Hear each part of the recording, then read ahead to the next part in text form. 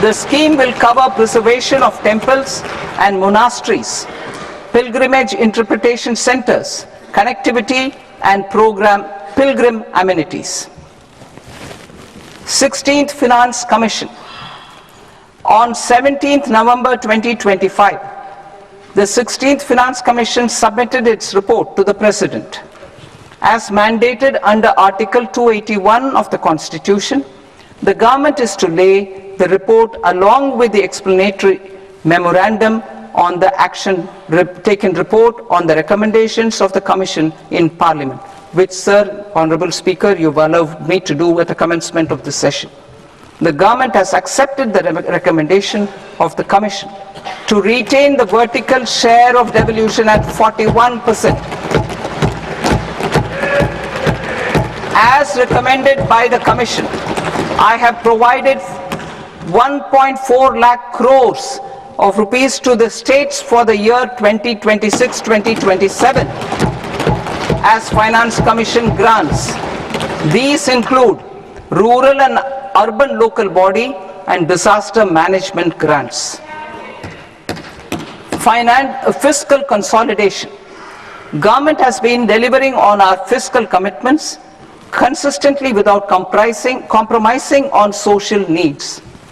To strive towards accepted standards of fiscal management in Budget 25-26, I had indicated that the central government would target reaching a debt to GDP ratio of 50 plus or minus 1% by 2030-31. In line with this, the debt to GDP ratio is estimated to be 55.6% of GDP in BE 26-27, compared to 56.1% of GDP in RE 25-26. A declining debt to GDP ratio will gradually free up resources for priority sector lending and expenditure by reducing the outgo on interest payments.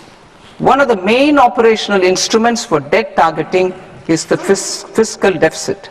I am happy to inform this august House that I fulfilled my commitment made in 2021-2022 to reduce fiscal deficit below 4.5% of GDP by 25-26.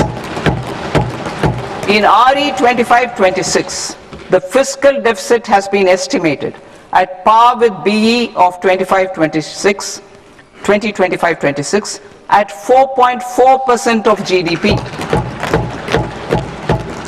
In line with the new fiscal prudence path of debt consolidation, the fiscal deficit in BE 26-27 is estimated to be 4.3% of the GDP.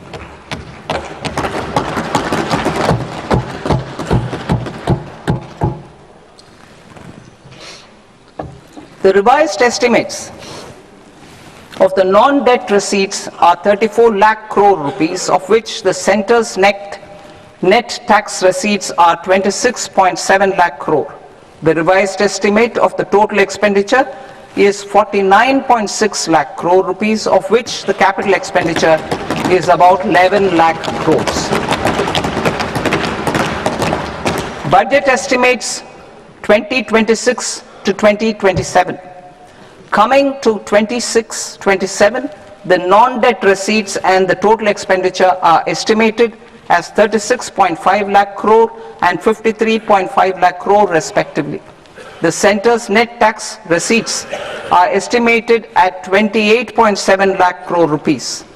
To finance the fiscal deficit, the net market borrowings from dated securities are estimated at 11.7 lakh crore rupees. The balance financing is expected to come from small savings and other sources. The gross market borrowings are estimated at 17.2 lakh crore rupees. I'll now move to Part B. Part B, direct taxes.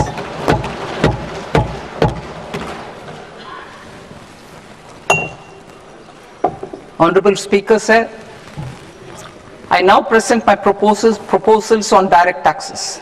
New Income Tax Act. In July 2024, I announced a comprehensive review of the Income Tax Act 1961. This was completed in a record time, and the Income Tax Act 2025 will come into effect from 1st April 2026. The simplified income tax rules and forms will be notified shortly, giving adequate time to taxpayers to acquaint themselves with its requirements. The forms have been redesigned such that ordinary citizens can comply without difficulty. Ease of living. I propose that any interest awarded by the Motor Accident Claims Tribunal to a natural person will be exempt from income tax, and any TDS on this account will be done away with.